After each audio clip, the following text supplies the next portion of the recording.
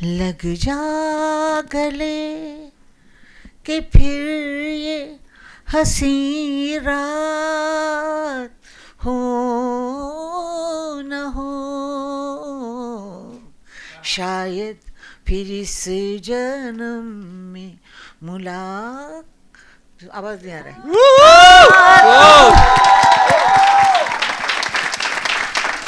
मुलाकात हो न हो,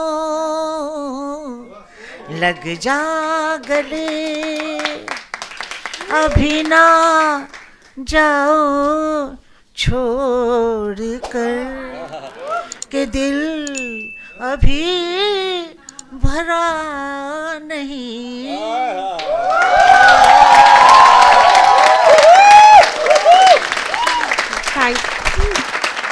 थैंक यू सो ऐसा गाना मच सुन के आप बोलेंगे अभी जाओ छोड़कर हमको। मैम। मैं तो यही सुनती रहूंगी, आप बंद मत हो। मैं तो thank you so much ma'am. Thank you. नहीं, क्या होता है कि गाने रीमिक्स तो होंगे ही, क्योंकि नया गाना बनाना ज़रा मुश्किल होता है, और रीमिक्स में क्या होता है कि बने बनाए गाने हाथ में आ जाते हैं। तो रीमिक्स करना आसान होता है, और वो चलना भी, और हमारे लिए बहुत अच्छा होता है कि कोई गाने में किसी पिक्चर में आ गया झुमका, तो अब फिर से पॉपुलर हो गया झुमका। तो मैं बोलती हूँ कि ये झुमका इसका उसका नहीं है, वो मेरा आशा भोसले का ही झुमका है। आलिया, आदित्य प्लीज बैठिए बैठिए प्लीज। मैं तो हमेशा से ही जो लिखते आए हैं गाने उनका हमेशा से मुरीद रहा हूँ, और सैया बिना जग सूना, इन पंक्तियों को, इन शब्दों को लिखने वाली जो हैं उन्हें अब मैं स्टेज पे बुलाना चाहूँगा। लेडीज एंड जेंटलमैन, इस गाने की लिरिसिस्ट महिमा भारद्वाज जी को स्टेज पे दावत दूंगा। महिमा जी के लिए एक बार जोरदार तालियां हो जाएं। और अब उन्हें स्टेज पे दावत दूंगा जिन्होंने इस धुन को कंपोज किया है, the man himself who is the music composer of सैया बिना, नितिन शंकर जी के लिए एक बार जोरदार तालियां हो जाएं।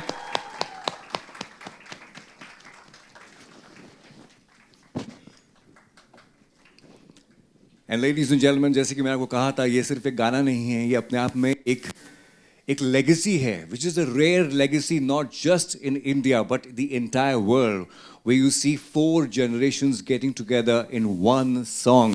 सोच के देखिए कि गाने की जब शुरुआत होती है तो दीनानाथ मंगेशकर जी जो कि 1900 में पैदा हुए थे, आज हम 2024 में, it's a legacy of 124 years. मैं शुरुआत करूंगा with the youngest and ladies and gentleman, जिन्होंने अपने थिरकते हुए कदमों से हम सबको चिल्लाने पे, हूटिंग करने पे एकदम मजबूर कर दिया। Zanai Bhosle on the stage please. Zanai के लिए एक बार जोरदार तालियां हो जाएं।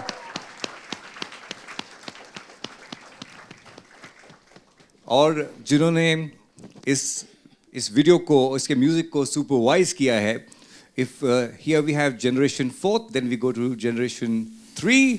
We have Anand Bhosle ji joining us on the stage.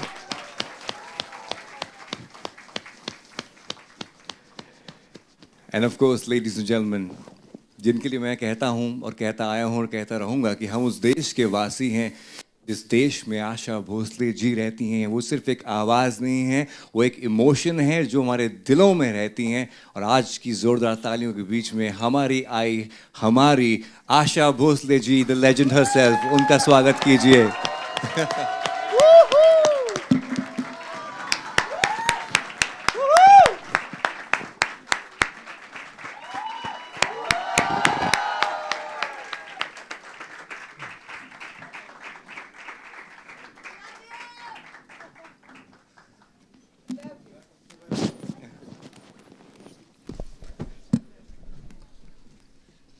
Thank you so much, बहुत बहुत शुक्रिया।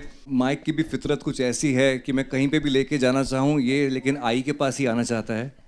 तो पहला सवाल मुझे लगता है कि मैं आशा जी आपसे ही पूछना चाहूँगा। सबसे पहले तो आई थिंक हम बहुत ब्लेस्ड हैं कि हम आज आपके साथ इस मंच पे हैं, इकट्ठे हैं, और इस लेजेंडरी गाने को हम देख रहे हैं आपके साथ में। आपने गाने में कहा कि सैया बिना जग सूना, क्या था आपके दिल में और किसके लिए कहा, ये बताइए। ये बताना बड़ा मुश्किल है। सैया तो ऊपर वाला भी होता है। क्या बात है, वाह। इस गाने में बोल बहुत अच्छे हैं, जिन्होंने लिखा है कि मैं आधी अधूरी रह गई। वाह, बहुत सुंदर लिखा है आपने। महिमा जी। और इसका जो म्यूज़िक किया है नितिन ने, उसने बहुत कुछ अजब ही मन से, मतलब कुछ करना है ऐसा करके किया है। बहुत अच्छा म्यूज़िक दिया है। लेकिन मैंने सुन के बहुत वो हो रही थी, इमोशनल हो रही गाँव के नहीं गाऊं। लेकिन एक फिल्म का गाना था ये, फिल्म की एक रश्मि, हाँ रश्मि विक्रम। तो ये गाना हमने उनसे उठा लिया और मेरे बेटे को बहुत पसंद आया, मेरी पोती को पसंद आया। और सबसे बड़ी बात ये है कि आदित्य देव, इसने इसका जो किया है, ये सब पिक्चराइज किया, सब किया, बहुत अच्छा किया है। और मुझे ऐसा लगता है कि आजकल कहते हैं कि लोग पुराने लोगों को भूल गए हैं और नया जनरेशन के गाने होने चाहिए, और वो तो मेरी समझ में नहीं आती है बातें सब, लेकिन आती भी हैं क्योंकि मैं भी ज़माने के साथ हमेशा बदलती आई हूँ। हमेशा इतने साल हो गए, मैं 80 साल इस फिल्म लाइन में हूँ। 10 साल की थी,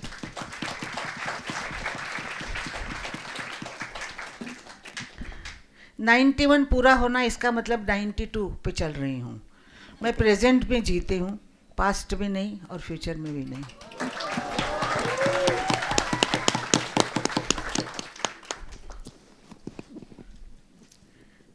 ऐसे ऐसे जैसे आपने महल देखा, ये महल मेरा जीवन है। ये महल रिकॉर्डिंग थिएटर है। इसमें हज़ारों म्यूज़िक डायरेक्टर, हज़ारों म्यूजिशियंस, प्रोड्यूसर, डायरेक्टर, आर्टिस्ट, जब जो काम करने वाले होते थे वो भी आते थे गाना सुनने के लिए। इतने साल मैंने इस स्टूडियो में निकाले। घर से ज़्यादा मैं स्टूडियो में रहती थी। आज गई तो दूसरे दिन सुबह आती थी।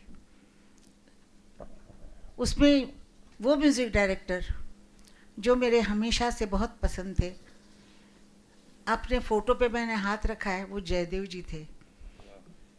जयदेव जी, मदन मोहन जी, एस.डी. बर्मन, आर.डी. बर्मन, और बहुत सारे म्यूज़िक डायरेक्टर हैं, ओ.पी. नैयर हैं, बहुत म्यूज़िक डायरेक्टर हैं। वो सब के साथ मैंने काम किया। और अभी जैसा वो महल खाली है, उसमें जान कैसे आएगी? जान संगीत में है। ईश्वर के नाम के बाद जो संगीत आता है, संगीत से लाइट जलते हैं, संगीत से जीवन में उजाला आता है, संगीत से जीवन अच्छा चलता है। और इसी को मैं ये दिखाना चाहती थी। ये मेरे बेटे ने आपको वैसे ही दिखाया है, क्योंकि वो इसको बहुत दिल से पसंद करता है गाने को, और उसको कैसे आना चाहिए, क्या आना चाहिए। और मेरे जीवन में, जीवन ऐसा ही होता है, दुख आते हैं, सुख आते हैं, लेकिन ये जो सुख आया है, ये मेरी लेगेसी है। और मुझे बहुत अच्छा लग रहा है कि मैं अपनी पोती के साथ इस गाने में हूँ, वो मेरे साथ दे रही है। और तो देखिए, वो अभी 21 साल की है और मैं 92 की हूँ। तो देखिए, उसने मेरा जो साथ दिया है, उसको तो मैं साथ नहीं दे पाऊँगी एंड तक, लेकिन वो मेरी लेगेसी चलाएगी ज़रूर। वाह, क्या बात है। आई वी कैन सी यू। जो बैकबोन है, यस, वो मेरा ये लड़का है।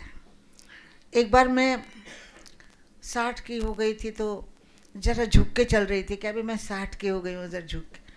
तो उसने बहुत दिन तक मुझे देखा, और सज्जू भैया आपको तो जानते हैं, यहाँ मदन मोहन जी के बेटे संजू कोहली बैठे हुए हैं। मैंने इनको 4 साल का देखा हुआ है।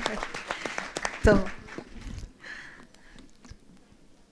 इसने मुझे कहा, माँ आई, बोलता है आई, तुम जैसे खड़ी रहती थी और इतने साल तक मैंने देखा कि तुम ऐसे खड़ी हो, अभी तुम अगर झुक गई और तुम ऐसे करके चलने लग गई तो मैं घर छोड़ के चला जाऊंगा। तो मैंने बोला बस टाइट हो रहा है। अभी तक टाइट ही रखा है उसने मुझे। मेरी बहुत देखभाल करता है और मेरी बहू, मेरे सब घर मुझे बहुत प्यार करता है और इसीलिए यहाँ तक मैं पहुँची हूँ, नहीं तो बड़ा मुश्किल होता है पहुँचना। क्या बात है, थैंक यू सो मच। आई और आपका ये जो यंग है, यू नो, यू आई से 91, शी से नो आई एम 19, बिकॉज हम सबका भी तो प्यार जुड़ा हुआ है इसमें, राइट और रॉन्ग, है ना? Thank you so much. Nitin ji, मैं आपसे एक सवाल करना चाहूँगा। इस गाने की एक बहुत खूबसूरत जर्नी रही है। जैसे कहते हैं कि दाने दाने पे लिखा है खाने वाले का नाम, तो गाना जब लिखा जाता है, कंपोज किया जाता है, ये कहाँ जाएगा, उसकी भी एक बड़ी खूबसूरत कहानी होती है। तो आप हमें बताइए ना, ये सैयां बिना। हेलो, ये गाने की जो शुरुआत है वो ऑफ कोर्स आशा माँ है, आशा जी है, लेकिन इनकी वजह से इनका गाना चाहिए था रश्मि मित्रा जी को उनके फिल्म में, इसलिए वो मेरे पास आई, बोले एक गाना बनाइए आशा जी के लिए, और सुब्रतो उनको मेरे पास लेके आया।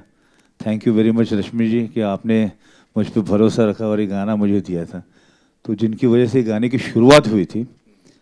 फिर मैंने सोचा कि इनकी उम्र जो है 91 ईयर्स यंग, उनके लिए एज जो है सिर्फ नंबर्स है। वो सबको चैलेंज करते हैं कि आप डांस करते हैं, मैं भी डांस करती हूँ, आ जाओ, मेरे डांस पे ज़्यादा ताली बजेगी कि आपके डांस पे। तो हर एक को मतलब गाना कोई अगर मतलब ये करे, वो मतलब जो भी आएगा ना सामने उसके ऊपर ही चढ़ के बोलेंगे। मतलब कभी भी इन्होंने अपने आप को ऐसा नहीं रखा कि अरे मैं, तो मैंने उनकी उम्र का लिहाज बिल्कुल नहीं किया कि इस उम्र में क्या होगा कैसे होगा। मैंने उनकी जो गायकी का है उसका लिहाज रखते हुए ये गाना बनाया। इनके अंदर जो गायकी है वो उनके मतलब वो एक ट्रेजर है, एक ख़ानदानी दौलत उनको मिली हुई है उनके पिताजी से, जो बहुत बड़ी दौलत है उनके साथ में और उनकी फैमिली में।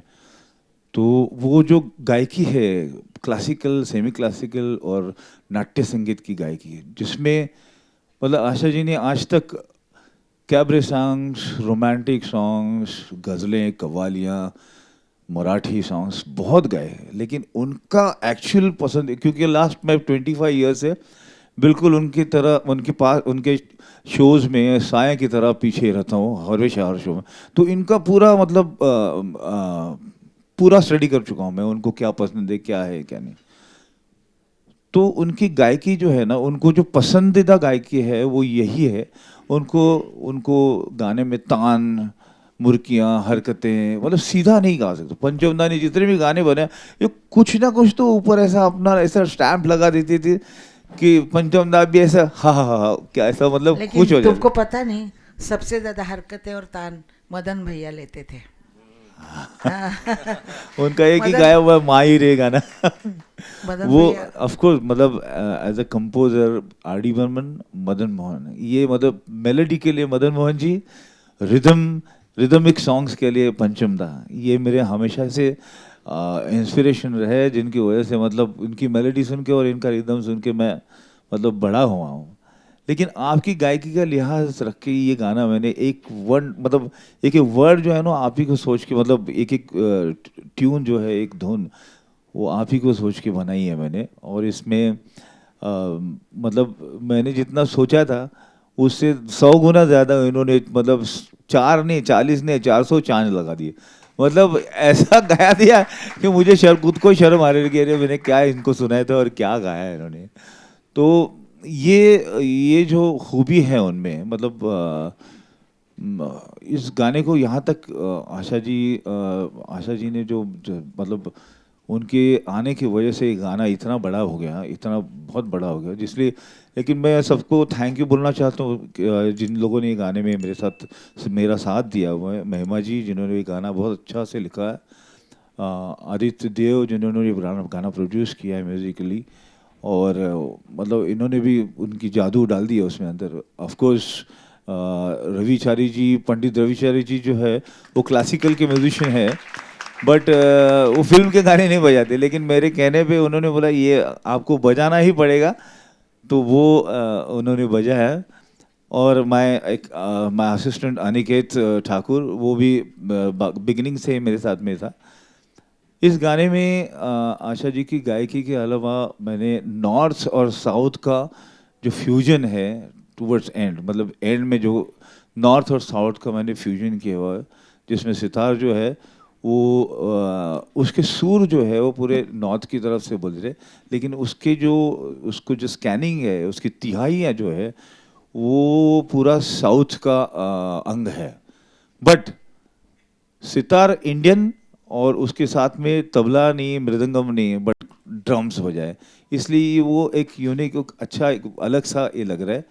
कोशिश मैंने की है और मॉडर्न सॉन्ग मॉडर्न फ्यूजन बनाने की, और मतलब लगता गाना है सेमी क्लासिकल या बंदिश जैसा, लेकिन पूरा मॉडर्न उसको रखने की कोशिश की है और उसको आज की जनरेशन को वो अच्छा लगे, मेरी कोशिश यही रही थी।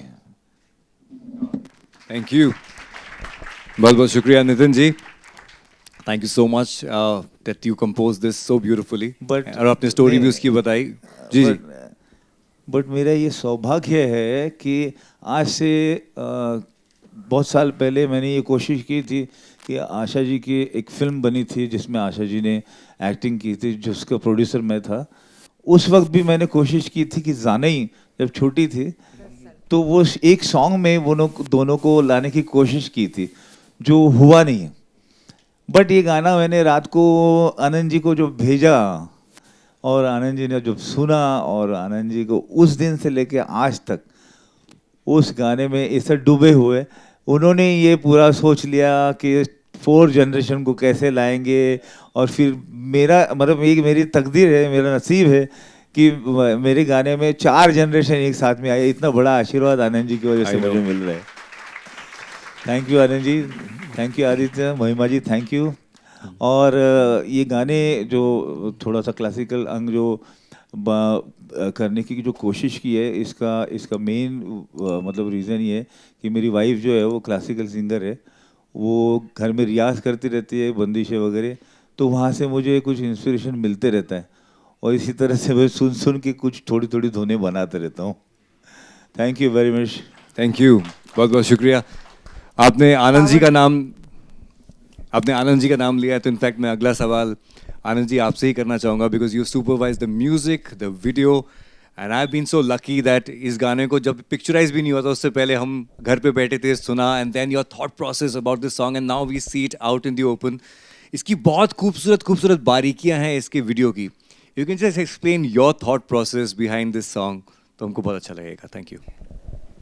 So let me tell you, just now someone called me and he wanted to speak to Asha ji. Where's your mother? I said she's gone to college. I'm happy to see a lot of students here.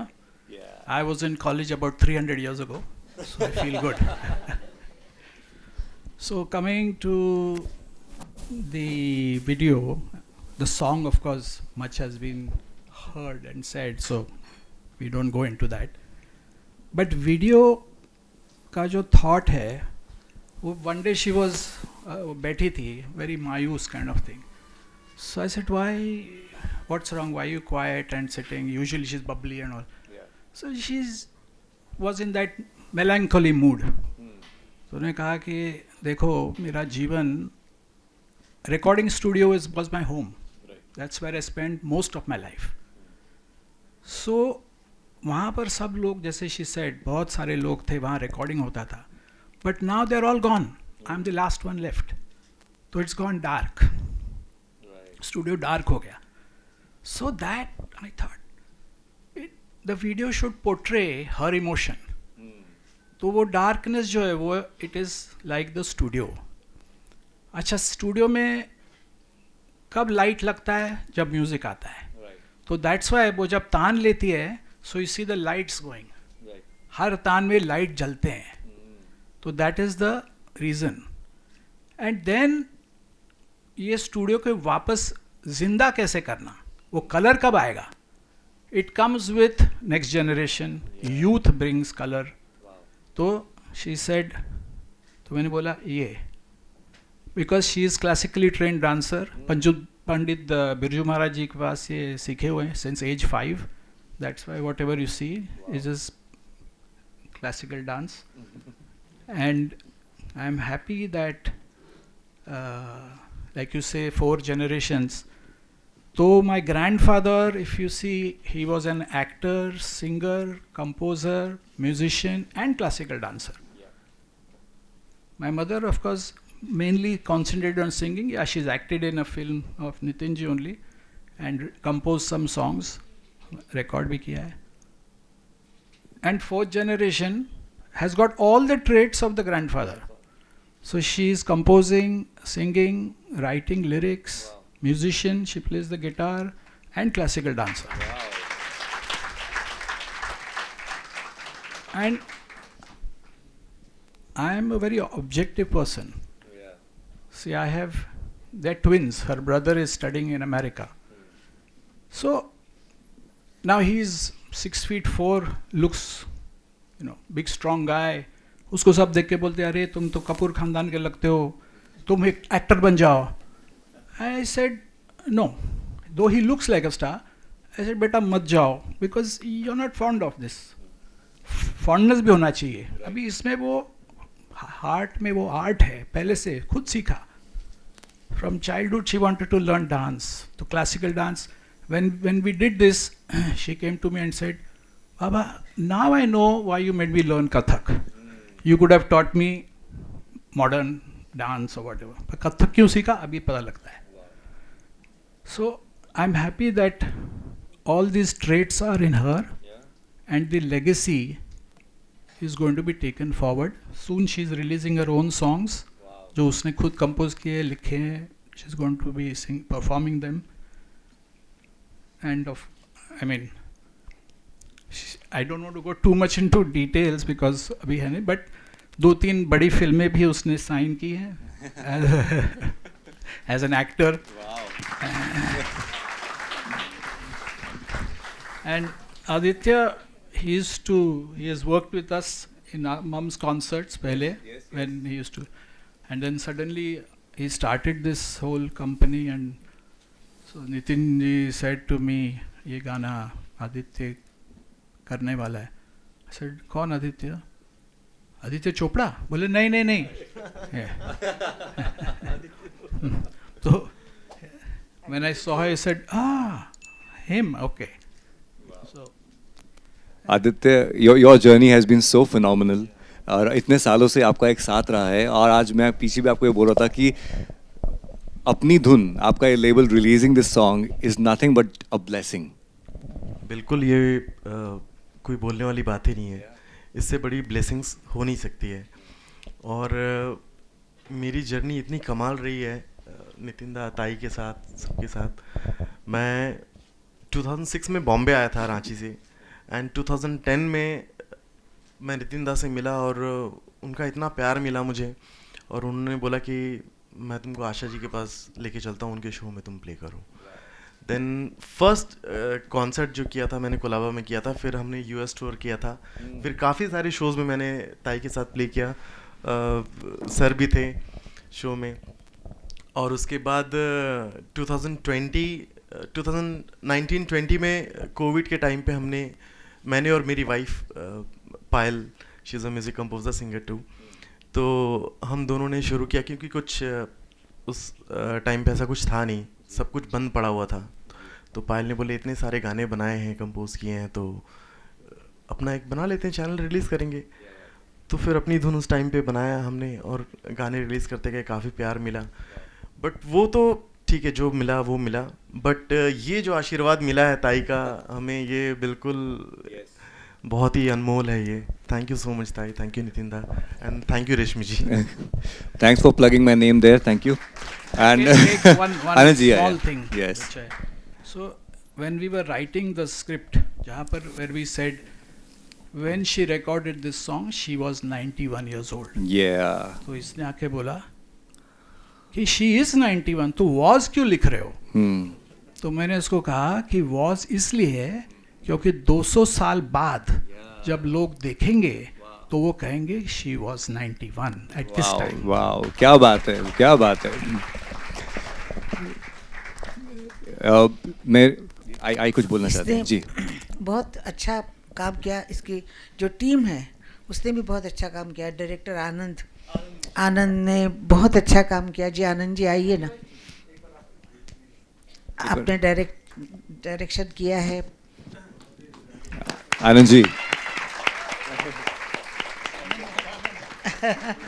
आपके दो आनंद आपके साथ में, क्या बात है. और सब ने बहुत मिलके एक दिन में शूटिंग किया. मेरी ये छोटी ने भी बहुत मतलब फास्ट काम किया. और मुझे एक सवाल पूछना है यंगस्टर्स से. यंगस्टर यहाँ कितने हैं? सब है, यंगस्टर्स ही है. आजकल मुझसे कहा जाता है कि यंग लोग तुम्हारे गाने नहीं सुनते हैं, इसलिए तुम्हारे शो में नहीं आते हैं. तो मुझे लगता है कि आजकल तो गाने चलते पुराने ही चलते हैं प्रोग्राम में या टीवी में. वो सब सारे गामा वगैरह में पुराने गाने गाते हैं. लेकिन ऐसा कुछ है कि नए गाने ज़्यादा होते हैं और पुराने गानों में किसी को रस नहीं होता है, बोल अच्छे नहीं लगते हैं, किसी किसी को ट्यून अच्छी नहीं लगती है, रिदम नहीं होता है. ऐसी कोई बात है? आप बताइए ज़रा यंग लोगों. ऐसा नहीं है ना? आप मेरा गाना सुनेंगे ना अब कभी? अभी नहीं पर.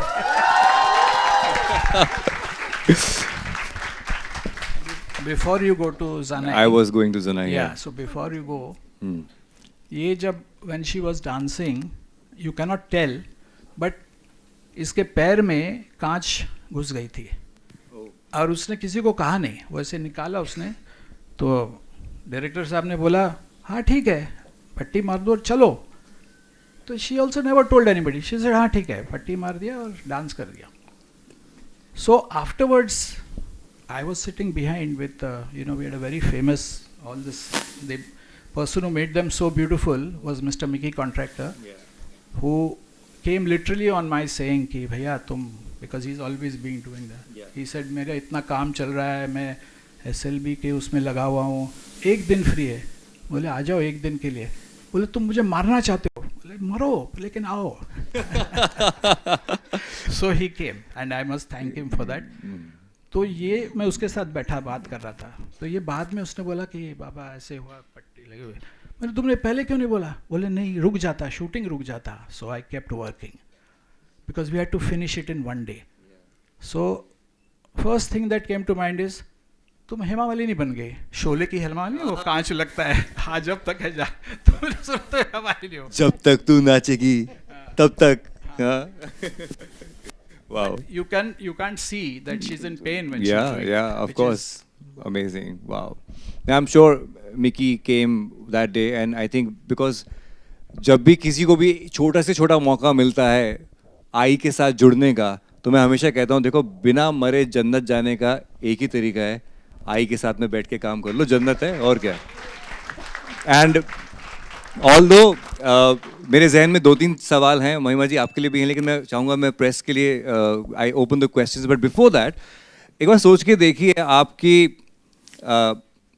अपने लिए सोच के देखिए, सब आप अपने लिए सोचिए कि आपकी ग्रैंड मदर आशा भोसले हैं और आपकी ग्रैंड मदर के पिताजी दीनानाथ मंगेशकर हैं और आपकी एक और ग्रैंड मॉम हैं जो लता मंगेशकर हैं. अच्छा, इधर दूसरी तरफ चलें तो आपके ग्रैंडफादर जो हैं वो आर.डी. बर्मन हैं और आर.डी. बर्मन के पिताजी एस.डी. बर्मन हैं. अब जब ये फैमिली की लीनिएज लेकर आप इस दुनिया में आते हैं तो जनाए वो प्रेशर होता है या यू एंजॉय दैट स्पॉट? जनाए No pressure. Obviously, as you said, clearly this is not pressure. Um, honestly, I was just sitting here like 2 years back when I was in college. और 2 साल पहले मतलब लग रहा था कि एजुकेशन ख़त्म करके वापस आ जाऊंगी और आशा के साथ थोड़ा वक्त बिताऊंगी. पर 3 साल 1 साल जो कोविड में मिला, तो उनकी कहानियों में बहुत सारा वक्त गुजरा मेरा. मैं सुनती गई कि पूछती गई कि आपकी लाइफ कैसे थी, क्या होता था आपकी लाइफ में. और पता है, if you grow up in a family where everyone has had insane struggles when, as they've grown up and they've reached a certain place in life, you sort of take that respect and you take it to another level. So I think Covid में पहली बार पता चला कि इन लोग की life जो थी वो इतनी मुश्किल थी, और जहाँ तक पहुँचे आज, it's unbelievable, it's just crazy. तो as a granddaughter, beyond that, as our generation who wants to achieve, right? We all want to strive for number one. इन लोग ने 1933 में, being a woman in that era, have made the entire world bow down to them for respect. This is something which never happens. उनकी पोती होके, it is such an honor to just, be around her. But maybe more than that, उनकी जो आदतें हैं, habits है ना, वो एक्चुअली बहुत बचपनापन है उनमें. She talks like a small child, she behaves like a 9-year-old 10-year-old. तो उनसे बातचीत करते समय ऐसे बिल्कुल नहीं लगता कि मैं दादी से बात कर रही हूँ. Like it just feel so normal. और यही वर्किंग हार्ड क्वालिटी जो है, I have adapted in my self. I don't know if you guys believe in the same theory, but I believe that एक destiny लिखी होती है हमारे लिए, और हमें उस रास्ते पे चलना है. Because honestly कुछ भी हो सकता है, हमें बस चलना है. You don't know what can happen tomorrow. So she taught me कि हमें बस आगे बढ़ते जाना है. तो अगर मैं ले जाऊँ या ना ले जाऊँ, वो तकदीर में लिखी है, वो मेरी किस्मत में है. But what I have to do is I have to work hard. I think we all have to work hard. We all want to make our parents proud. I'm just 22 like you guys. There's nothing special about me. बस बहुत काम करना है, and I hope one day, I mean, this day comes soon, but I've been working for a long time to make her proud, and I hope I can. Wow. You have our best wishes, Danai. You have our best wishes from the heart. It will be very unfair of me if I don't ask Mahima ji a question before the press starts asking questions. आई जब आए तो सबसे पहले उन्होंने जो चीज़ कही, which I think was a blessing, that उन्होंने कहा कि लिखा बहुत अच्छा है. इस गाने की कोई आपकी लाइन जो फेवरेट लाइन हो, कुछ जो आप संक्षेप में हमें बता पाएँ तो प्लीज़. मेरी फेवरेट लाइन, तेरे बिन आधी अधूरी रह गई पिया, यही मेरी भी बहुत फेवरेट लाइन है. और आज लोग कहते हैं ना, सपने साकार, सिर्फ सपने देखने चाहिए. मैं कहती हूँ सपने देखने चाहिए, कि अगर सपने साकार आशा माँ के साथ हो सकता है, ये कभी सोचा नहीं था मैंने. This is the biggest achievement and award for me today. आज उनके मुंह से ये शब्द निकला है, मुझे एक्चुअली बोला भी नहीं जाएगा. और नितिन जी की मैं बहुत शुक्रगुजार हूँ. इतनी खूबसूरत धुन, और इतना मैं जो लिख पाई हूँ, मुझे लगता है कि शायद उनका आशीर्वाद डायरेक्टली इनडायरेक्टली मुझे मिल गया. और रेशमी जी, आपका भी बहुत बहुत शुक्रिया. शुभ्रतु जी एंड आदित्य, ब्यूटिफुली प्रोग्राम्ड. और बाकी अब मुझे कुछ सूझ नहीं रहा है, बस मैं यही कह सकती हूँ कि ये आशीर्वाद जो मिला है, कि शायद मैंने पिछले जन्म में कुछ तो कर्म किया होगा जो ऐसी स्टार्टिंग हुई. Thank you so much. आपका जो दूसरा अंतरा आया, कैसे जीऊँ मैं सजन, तेरे बिन मैं आधी अधूरी रह गई, वो ये सुन के मेरी आँख में आंसू आए थे. और मुझे ऐसा लगा कि मेरा जीवन, जैसा आपको पता है, मेरे जीवन से आप जुड़ी हुई हैं, तो ऐसा मुझे लगा इस गाने से. और जैसे लाइफ में बहुत उतार चढ़ाव आते हैं, और हमको उसमें चलना पड़ता है, और चलते जाना है. पॉजिटिव सोचना चाहिए, नेगेटिव कभी सोचना नहीं चाहिए. तो मैं हमेशा R.D. बर्मन जैसे म्यूज़िक डायरेक्टर 50 साल बिहाइंड वो मतलब आगे का सोचते थे। वो दम मारो दम को 52 साल हो गए, अभी भी वो नया ही लगता है। जी जी जी। तो ऐसे म्यूज़िक डायरेक्टर बहुत कम होते हैं जो जिनके गाने से मतलब कोई भी गाए गाना वो चल जाता था। जैसा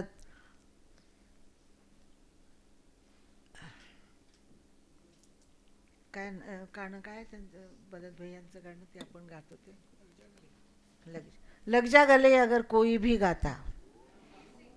मदन भैया का इतना सुंदर गाना है, वो कोई भी गाता तभी वो चल जाता, क्योंकि गाने की ट्यून इतनी सुंदर है। तो ये लोग ऐसे होते हैं कि बहुत साल चलने वाला गाना देते हैं, वो बड़े म्यूज़िक डायरेक्टर होते हैं। ऐसे ही गाना 2-4 दिन चले वो ऐसा नहीं, 2-4 महीने का गाना नहीं, वो सालों साल का गाना होता है। वैसे R.D. बर्मन, क्या बात है। R.D. बर्मन ने मेरा स्टाइल लेके अलग अलग स्टाइल से मुझे गवाया, और अलग अलग स्टाइल से गवाते हुए उन्होंने बहुत ऊंची चीज़ मतलब जगह पे ले गए। और तभी मुझे बहुत आपके गाने से उनकी बहुत याद आई, कि सबकी याद आई जो म्यूज़िक डायरेक्टर मेरे जीवन में बहुत अच्छा काम करके गए हैं। झुमका गिरारे कोई भूल नहीं सकता है लाइफ में। तो हम मेरा जीवन इसी से है, इन्हीं लोगों से है, और इन लोगों के उपकार है मेरे ऊपर के जो उन्होंने गाने गवाए। और क्या कहूँ उनके लिए, भगवान उनको बहुत बहुत सुख में रखे बस। Thank you so much I, thank you Mahima ji. I am telling you, I am think you truly blessed, क्योंकि जब हम कुछ लिख रहे होते हैं हमें खुद नहीं पता होता कि हमारा लिखा हुआ कहाँ तक पहुँचेगा। ये तो पक्का दिख रहा है कि आपका लिखा हुआ आशा जी के बिल्कुल दिल के अंदर उतर गया, which is so such a blessing. Will open for questions from our wonderful people from media. अगर आप अपना हाथ, जी सर प्लीज़, क्या है, मैं लेके आता हूँ।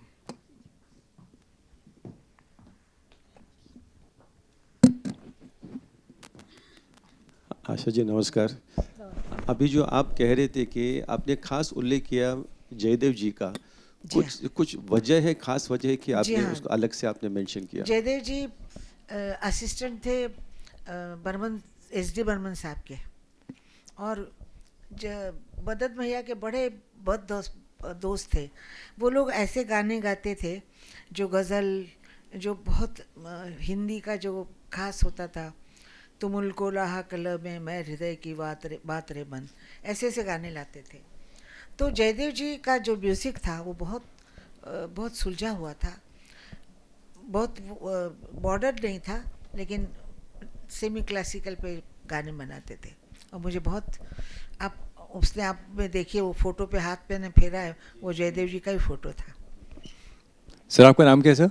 मेरा नाम बालकृष्णन है। बालकृष्ण जी, आपने जयदेव जी का नाम लिया जी, तो उन्हीं का कंपोज किया हुआ शायर का लिखा हुआ आज भी कितना सही बैठता है आशा जी पे, कि अभी अभी तो आई हो, बाहर बन के छाई हो, हवा ज़रा महक तो ले, नज़र ज़रा बहक तो ले, ये शाम ढल तो ले ज़रा, ये दिल संभल तो ले ज़रा, मैं थोड़ी देर जी तो लूँ, नशे के घूंट पी तो लूँ, अभी तो कुछ कहा नहीं, अभी तो कुछ सुना नहीं, अभी ना जाओ छोड़ के कि दिल अभी भरा नहीं। बहुत अच्छे, बहुत अच्छे।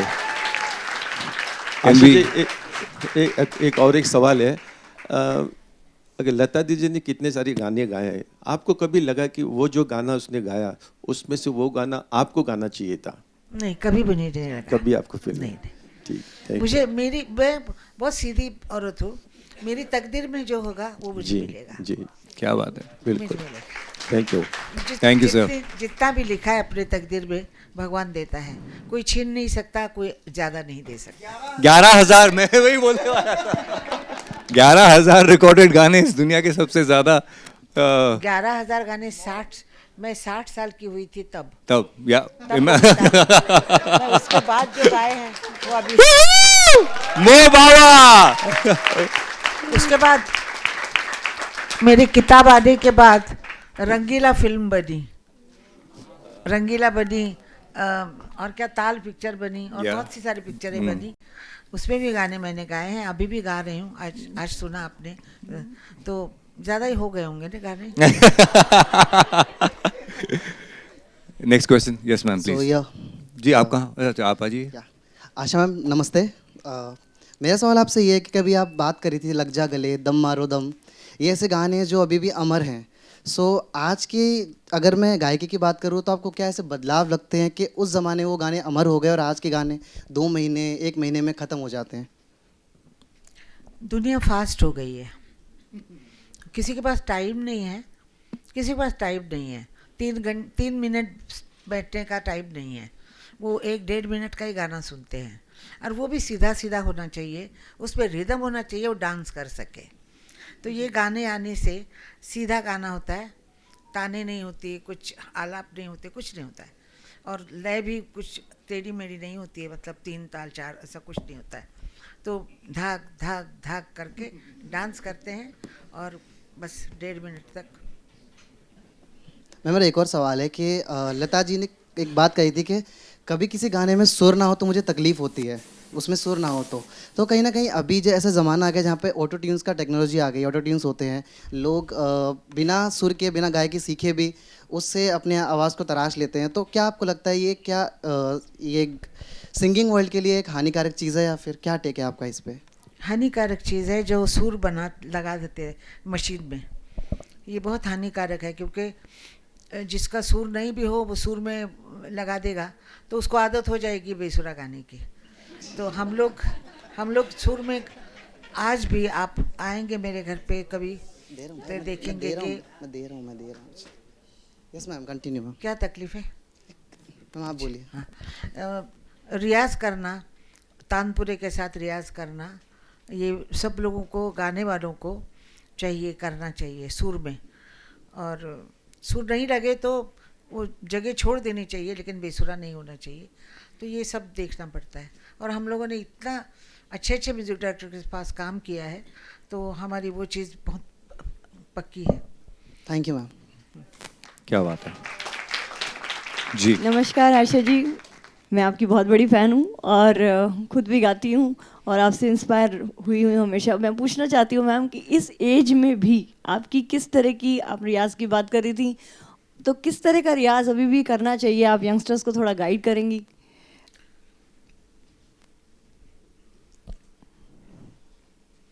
जो आवाज़ को ठीक रखना चाहते हैं उनको, जो सुर है आपका, सफ़ेद पहली है, काली पहली है, कोई भी सुर जो है, उसका सा जो है कम से कम 5 मिनट तक सा ही पकड़ के रख, मतलब 5 मिनट तक सा के ही प्रैक्टिस करना है, और वो सुर में होना चाहिए, और वो हिलना नहीं चाहिए, वो ऐसा नहीं होना चाहिए, सीधा स्ट्रेट लगना चाहिए, सा ऐसा लगना चाहिए।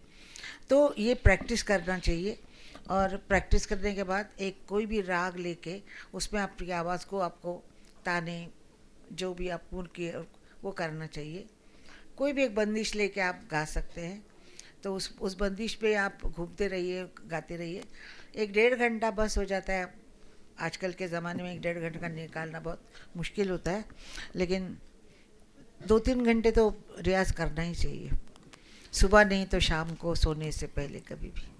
क्या बात अगर है। जो गाने वाले हैं उनको तो करना ही चाहिए। बहुत शुक्रिया। आनंद जी, जब हम वीडियो देख रहे थे तो वीडियो में एक मोमेंट है, बहुत खूबसूरत मोमेंट है, which is one of my favourite, जहाँ पे आशा जी एक तरह से मिल रही हैं रफ़ी साहब से, किशोर दा से, मदन मोहन जी से, बप्पी दा से। तो एक तो ये कि how did you choose, because obviously time कम था तो आपको 5 या 6 लेजेंड्स को चूज़ करना था, और वो मोमेंट जिसमें वो हर किसी को अलग तरह से ग्रीट कर रही हैं, can you take us to that moment please? So एक तो टाइम शॉर्ट है, तो इफ़ यू टेक सारे म्यूज़िक डायरेक्टर या सिंगर लोगे तो उतना रहेगा नहीं, because you will probably see each one for 1 second. तो आपने, I asked mom, I said give me the people you respect the most. So she said Rafi Sahab, because मेरे मैक्सिमम गाने उनके साथ हैं, not Kishore Kumar, really? With Rafi Sahab. वाह, क्या बात है, I didn't know that. So maximum recorded songs of Asha ji and Rafi Sahab, okay, 900,000 के आसपास, ओके। सो इसलिए Rafi Sahab had to take pride of place. Okay, तो can we go to the greeting also simultaneously? हाँ. तो उनको जो ग्रीट किया उन्होंने, तो जैसे वो थे हम्म. वैसे ग्रीट किया. तो रवि साहब हमेशा आके आदाब नमस्ते तो वैसे ही किया. ओके ठीक उसके है. बाद में किशोर दा है, ठीक उनके है. साथ इनकी रिलेशनशिप मोर फ्रेंडली थी बिकॉज एक ही टाइम काम शुरू किया. राइट. तो किशोर दा भी उनका एक्सपीरियंस ये था कि चलो, and she is wave to him right right, like a friend. Like a friend. ठीक है. Then you have gone to I think Madan Mohan ji.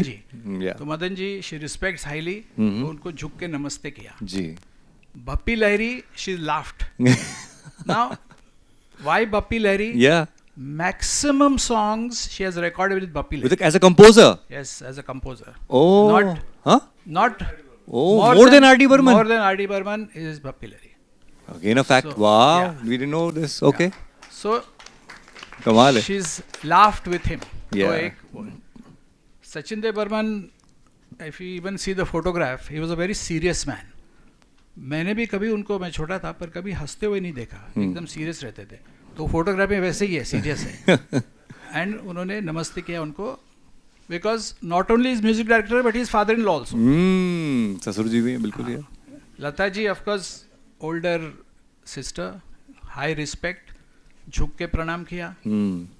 Last Rahul Dev Burman, उनको सलाम नहीं किया और नमस्ते नहीं किया, उनको हार्ट पे हाथ रख के यूं किया और आंख में पानी. That is the real shot because that has emotion has come through.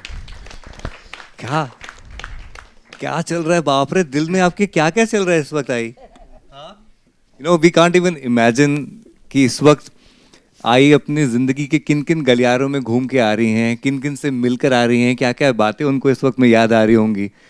I can feel it, you know. That's why सैया बिना जग सुना. आई क्या चल रहा है आपके जहन में इस वक्त?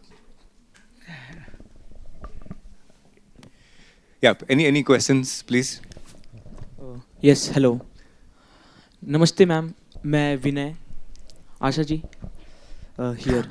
काफ़ी अच्छा लगा ये गाना और हमें बहुत बहुत अच्छा लग रहा है आप लोग के सामने बैठ के कि इतने लेजेंड के सामने हम बैठे हैं और आपसे बात कर पा रहे हैं. मेरा सवाल ये है कि आपने एक इस जनरेशन की बात की कि आपका गाना ना सुनना, ये बात ही नहीं उठता क्योंकि हमारे जनरेशन और मुझे पूरी उम्मीद है कि हमारे बाद भी आने वाली जनरेशन आपका गाना ज़रूर सुनेगी और वो हमेशा अमर रहेगा. तो यही जानना चाहूँगा कि इस जनरेशन से आपको कुछ ऐसा कौन सा यूनिक रिस्पॉन्स आपके गाने को लेकर मिला जो आपको काफ़ी अलग लगा? समझ नहीं आई मुझे. तो आज की जो जनरेशन है, द यंग जनरेशन जो पीछे समझो जो बैठे हुए हैं, इनकी तरफ से कोई ऐसा कॉम्प्लीमेंट या कोई ऐसा रिस्पॉन्स आपको मिला जो आपको लगा कि अच्छा ये बड़ा स्पेशल है? नहीं, मेरे प्रोग्राम में तो बहुत यंगस्टर आते हैं जी, लेकिन मेरा बेटा कहता है कि तुम्हारे प्रोग्राम में यंगस्टर आते नहीं. तो मैं अभी हमेशा प्रोग्राम में पूछूंगी कि यहाँ यंगस्टर कितने हैं. मेरे को ऐसा कुछ हुआ नहीं क्योंकि यंग बच्चे मेरे गाने गाते हैं. टीवी पे मैं देखती हूँ, प्रोग्राम आते हैं टीवी पे, क्या बोलते हैं उसको, सारेगामा, क्या नहीं, इंडियन आइडल, या इंडियन आइडल वगैरह में सब हमारे गाने गाते हैं. तो मुझे ऐसा लगता है कि हमारे गाने लोगों को बच्चों को पसंद आते हैं. यहाँ पे बहुत से स्टूडेंट्स भी हैं. Yes Zanai, yeah I will answer your question. I understood what you are trying to say. Since I'm also part of this generation, and I'm not saying this biasly because you know she's my grandmom or anything, पर मैंने देखा है जब specially ये गाना आया था आसमा इन I think 2019, Taapsee Pannu की फिल्म थी सांड की आँख, उसमें से एक गाना आया था. Okay, it's called Aasma. आप सब लोग सुन लो, it's a very nice song. I actually remember कि मैं एक 6-7 लोगों ने, मेरे फ्रेंड्स ने मुझे ये गाना दिखाया था, मुझे पता ही नहीं था कि ये गाना आया था. एंड उनके लिरिक्स ऐसे हैं कि आसमां ऊंचा है मेरा, तू ही जी लेना, मेरे सारे सपने तेरे, तू ही जी लेना, और रात बड़ी गहरी है. और इतना सुंदर सा था कि इन्होंने इतना अच्छा गाया था that everyone around me started crying and I was like ये क्या हो रहा है यहाँ पे, क्या मतलब हो क्या रहा है. एंड दे सेड तुम्हारी दादी ने ये गाना गाया है. And I said really. और फिर मैंने देखा that became my number 1 hit. Like for me it's my top song. So I think people around her really listen to her songs. She doesn't know it. But आपका आवाज़ अभी भी सही है, आप सही हो, सब सही है. You are cool. You got this. And yeah, I think everyone listens to her songs. Because we have a lot of people from the college here, I think let's have some questions from anybody from the college.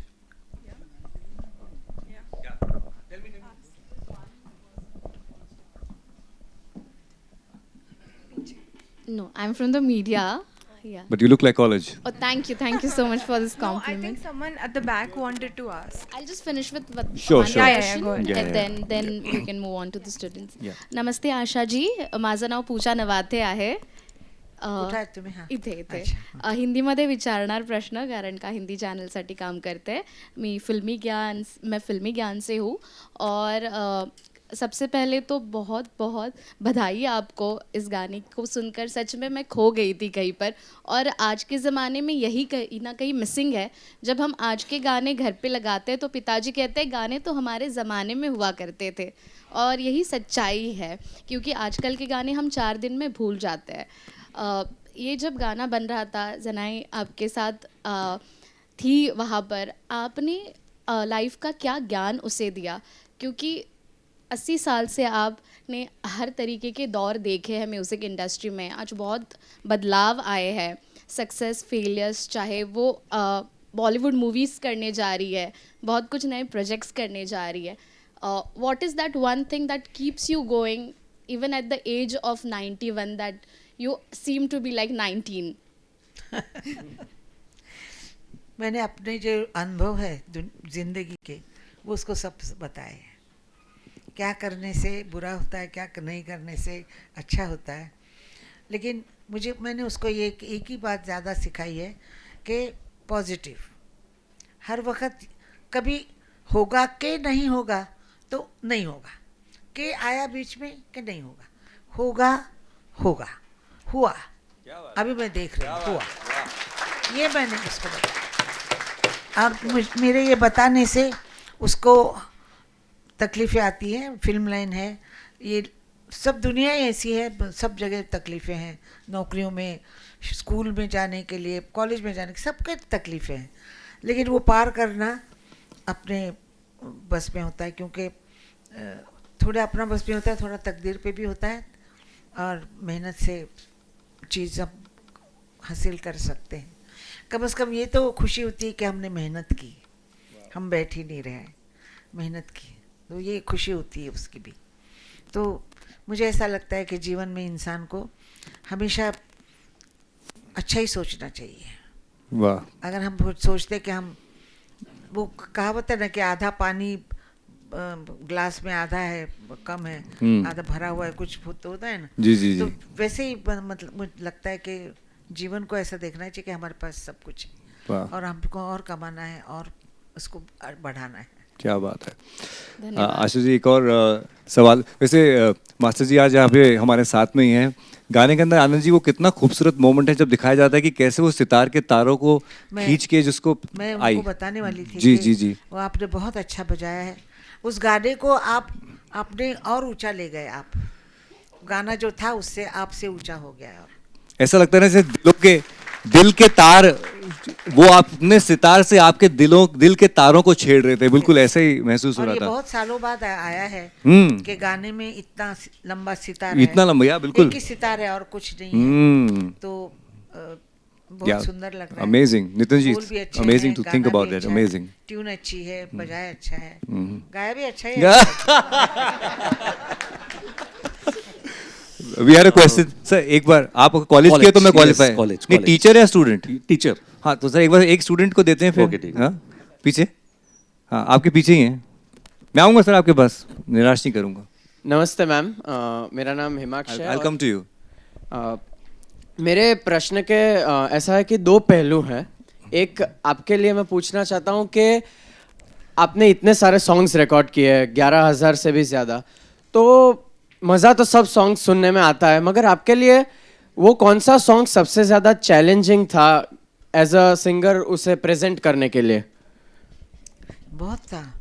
Classical तो हमारा था ही, उसमें भी बड़े बड़े मुश्किल गाने बनाते थे लोग, जैसे जयदेव जी, मदन भैया, बहुत डिफ़िकल्ट सॉन्ग होते थे।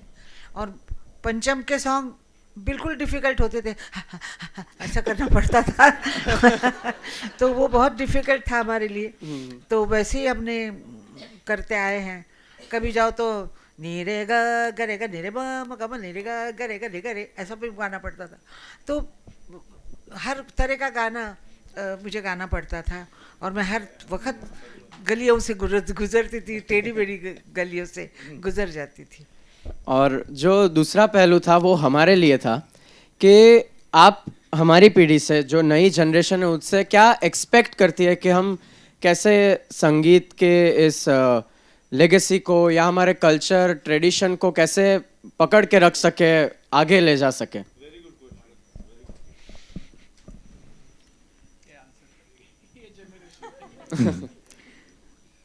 गाने वालों को मैं ये कहूँगी, बजाने वालों को यही कहूँगी कि थोड़ा क्लासिकल सीखना चाहिए। थोड़ा क्लासिकल सीख के मेहनत करनी चाहिए, फिर उसमें आप मॉडर्न को जा सकते हैं। मॉडर्न जाएंगे और क्लासिकल को साथ में लेके जाएंगे तो म्यूज़िक बहुत अच्छा होगा, बहुत अच्छा म्यूज़िक होगा। क्योंकि सिर्फ बगैर सीखे कुछ पैर नहीं होते हैं, फिर हवा में होता है। कुछ पैर होना चाहिए, किसी फाउंडेशन होना चाहिए, तो गाना होता है या कोई भी बजाना होता है सब। अब ये देखिए सतार वाली जो बैठे हुए साहब, उन्होंने कितनी साल से तालीम ली है और बजाया है। तो आजकल लोगों को चाहिए कि जल्दी फास्ट हो जाए, फास्ट पॉपुलर होना चाहिए, फास्ट सब मिलना चाहिए। तो वो भी, उनका भी ढंग अलग है, हम लोगों का ढंग अलग था। पैसे को हम नहीं देखते थे, हम अच्छे काम को देखते थे, अच्छा काम मिल जाए ये चाहते थे। बहुत बड़ी बात है। और अभी ऐसा है कि दुनिया बदल रही है, फास्ट हो रही है, तो कंप्यूटर से आप कहाँ के कहाँ पहुँच गए हैं, कहाँ से क्या हो रहा है। तो मेरा कहना इसमें बहुत मुश्किल है, आपको मेरी बेटी कहेगी।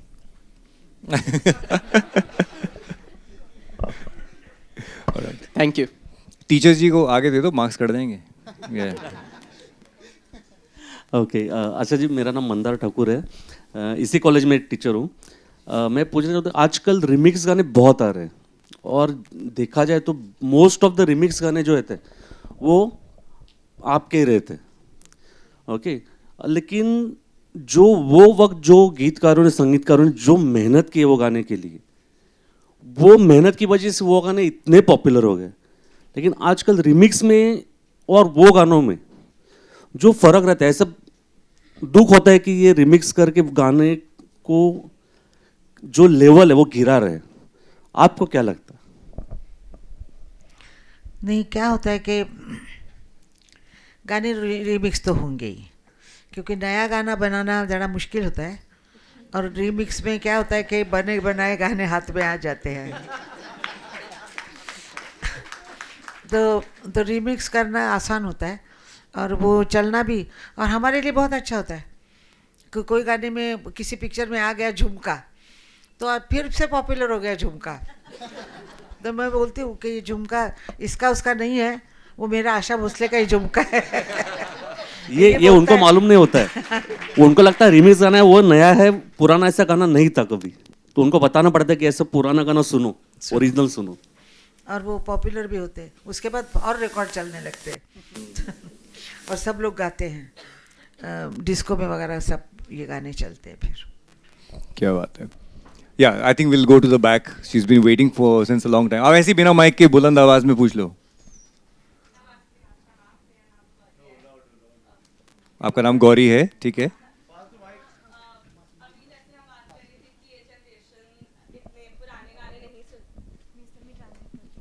माइक दो। अभी हम जैसे बात कर रहे थे कि ये जनरेशन इतने पुराने गाने नहीं सुनती है, मैं इस बात से एकदम डिसएग्री करूँगी, क्योंकि अभी ना जाओ छोड़कर और लग जा गले, दो ऐसे गाने हैं जो मैं शायद रोज़ सुनती हूँ। और आप यहाँ हो, और अगर आप भले ही दो लाइन अगर इन गानों की गा देते हैं। ये क्वेश्चन नहीं हुआ ये क्वेश्चन ऑर्डर हुआ ये ना, ये रिक्वेस्ट है।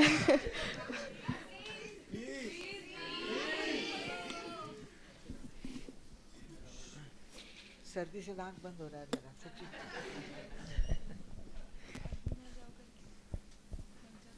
अभी पता नहीं, अभी ना जाओ छोड़कर बोलेंगे भाग जाओ।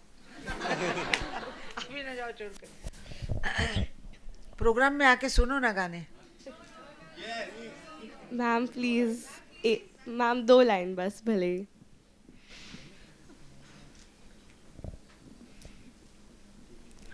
लग जा गले कि फिर ये हंसी रात हो न हो, शायद फिर इस जन्म में आवाज नहीं आ रहा है।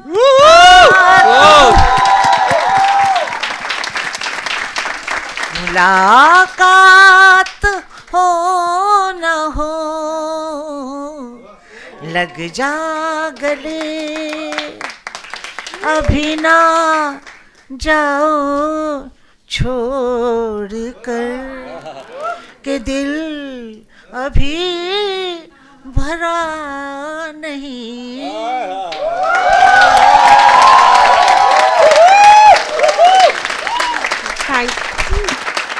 थैंक यू सो ऐसा गाना मच सुन के आप बोलेंगे अभी जाओ छोड़कर हमको।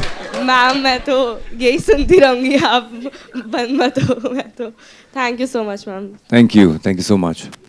या जी आप।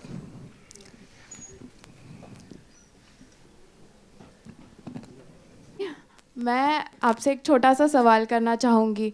वैसे तो आपके सारे ही गाने मुझे बहुत पसंद है, बट मैं आपसे पूछना चाहूँगी कोई एक गाना जो आपके दिल के करीब है और हमेशा आपको लगता है कि ये गाना गाया मैंने और मेरे दिल को सुकून मिलता है। ऐसा कौन सा गाना है जो आपको आपके दिल के सबसे ज़्यादा करीब है? हज़ारों गाने गाए मैंने, इतने अच्छे अच्छे गाने गाए, सब गाने मुझे याद भी नहीं है। अभी कोई सुनाता है तो मुझे कहते है ये मेरा गाना है कर, ऐसा होता है। और इतने साल हो गए, दिल के करीब दूसरों के गाने हैं। कौन से गाने पर? एक आधा गाना बताए जो आपके बहुत दिल के करीब है।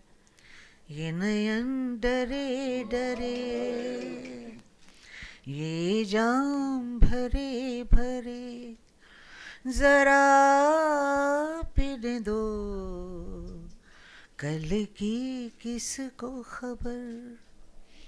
Thank you so much.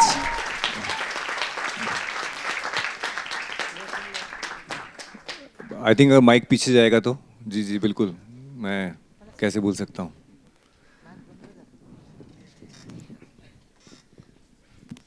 आशा आजी, मला तुम्ही खूप आवडतात। आता तुम्ही बोलतात की यंगस्टर्स गाणी ऐकत नाहीत, पण आम्ही ऐकतो। केव्हा तरी पहाटे हे गाणं दर रात्री आम्ही ऐकतो। आणि मला विचारायचं होतं की तुमचा या जनरेशनच्या गाण्यांबद्दल काय ओपिनियन आहे? कारण पहिल्याची गाणी दे वर लाईक मोर मीनिंगफुल। व्हॉट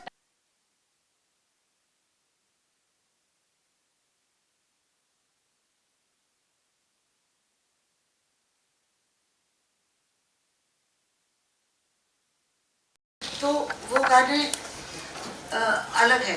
और आजकल के गाने बोल बहुत सिंपल हैं, ट्यून भी बहुत सिंपल है, लेकिन रिदम बहुत ज़्यादा है। और उसमें मेरा ख्याल है अच्छा इस जनरेशन के लिए माइक ऐसा लेना, ऐसा गाना भी अच्छा है। अगर कोई अच्छा सुनना चाहे तो पुराने सुन भी सकता है ना, जो गाना चाहे तो वो भी सुन सकता है। Thank you, I love you. I love you to.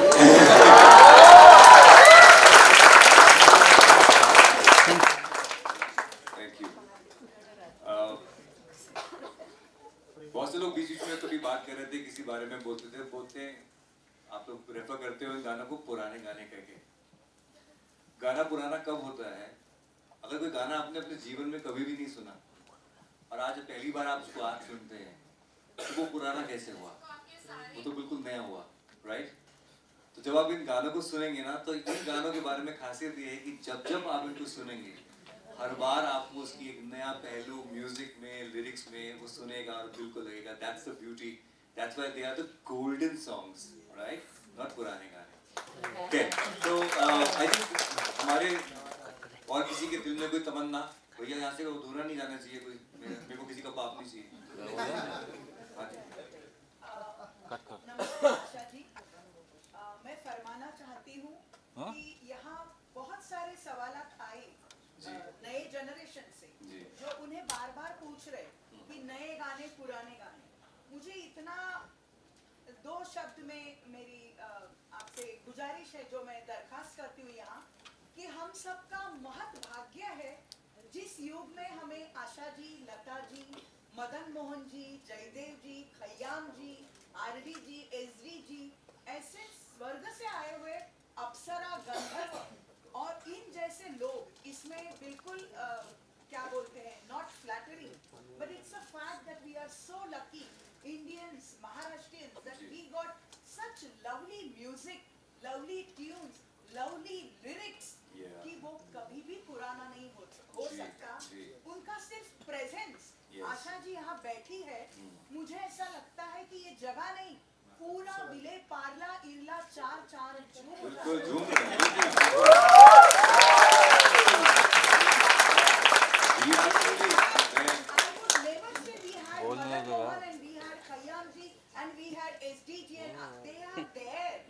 और आज का सरताज क्या है, नितिन जी का म्यूजिक जो उन्होंने सारों का ब्लेंड करके ये जो गाना बनाया है, जनाई ने इसमें डांस किया है, आनंद जी का बहुत सारा I would say Anand ji has composed the whole scenario. Yeah, she's So got everything I together. would say it's a blessing. I, Niti Bai, should cheer this moment. Yeah, really, really.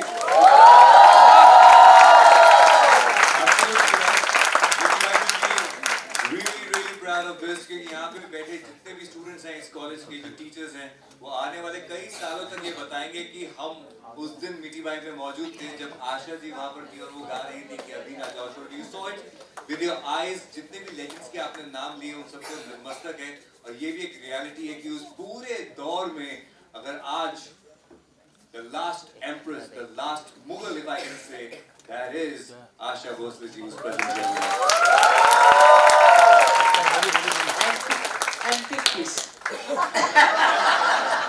नहीं, आप antique नहीं, आप romantic. Okay, that's the fun, you know. That's the fun to just be with her, and I've been blessed 14 सालों से मैं आई के साथ, you know. Thanks Nitin ji to get me that day on that auspicious day. But सवाल I think हमारे हो चुके हैं। मैं हमारी प्रिंसिपल साहिबा हमारे साथ में हैं, तो मैं दरखास्त करूँगा कि I think you will come on the stage please. Yeah, we can have the students please. And मैं चाहूँगा कि अनमोल भाई के लिए एक बार जोरदार Thank you guys, thank you so much. That's so kind of you. अनमोल नहीं, अनमोल रतन है। I love you. हमेशा मेरे शो में होते हैं। As always, at your service. So we have our principal, Krutika ma'am, and we also invite all the vice principals, teachers, and the top four of Kshitij to please join us on the stage. To felicitate Asha ji here.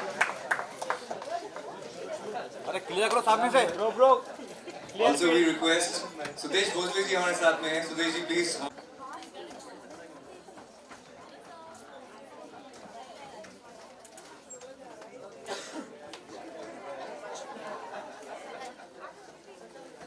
साथ ही साथ रेशमी, we'll feel that with your presence we have Madan ji on the stage.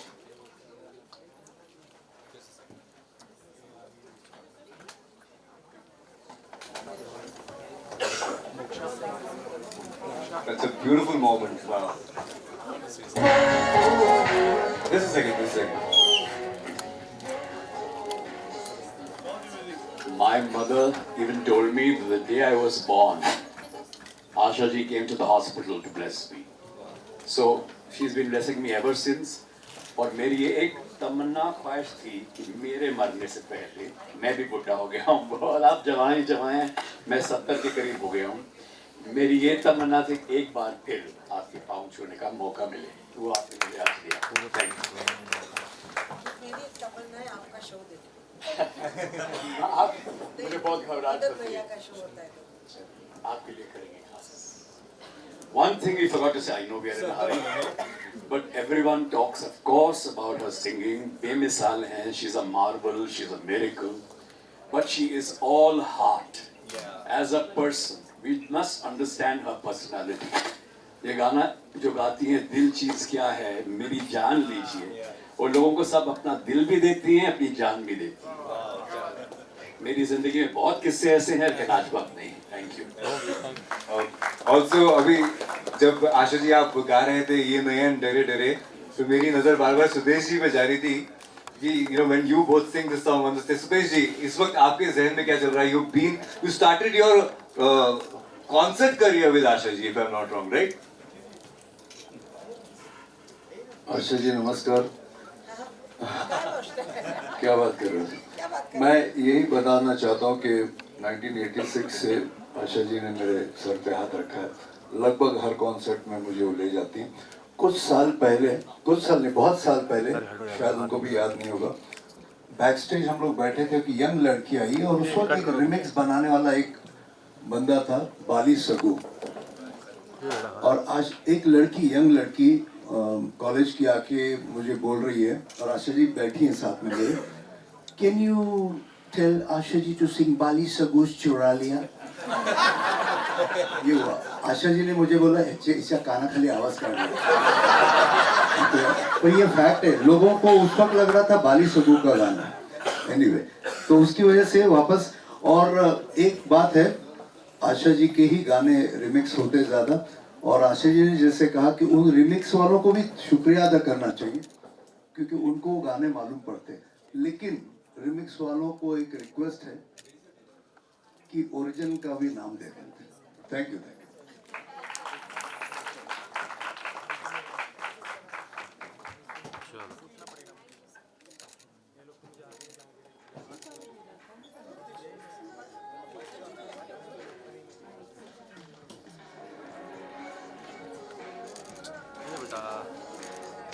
अरे आगे मत बाबू।